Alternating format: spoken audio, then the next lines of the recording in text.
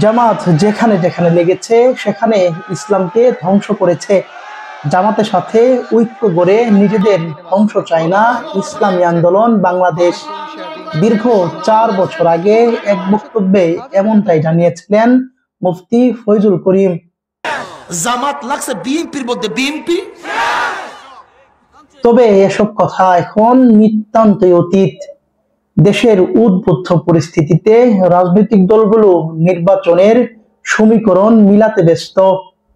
এই সমীকরণের চূড়ান্ত নকশা কষতেই বিভেদ বলে এক মঞ্চে দেখা গেছে বাংলাদেশ জামায়াত ইসলামী ও ইসলামী আন্দোলন বাংলাদেশের নেতৃবৃন্দকে।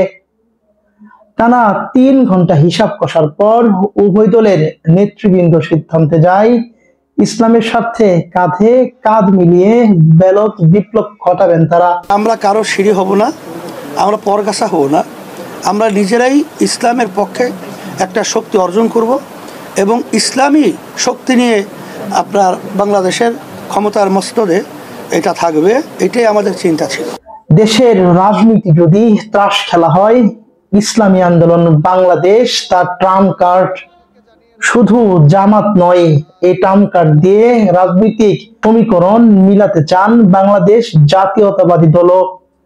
এর প্রেক্ষিতেই গেল 27 জানুয়ারি মির্জা ফখরুল ইসলাম আলমগীর ও সৈয়দ রেজাউল করিম বৈঠকে বসেছিলেন।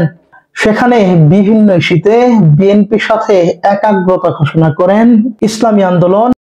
ইসলামী আন্দোলন বাংলাদেশ নামক ট্রাম্প কার্ড দিয়ে বিএনপি জামাত জোট সমীকরণ কষলেও ইসলামী আন্দোলন বাংলাদেশ কার খেলার মোড় ঘোরাবেন তা এখনো স্পষ্ট নয়।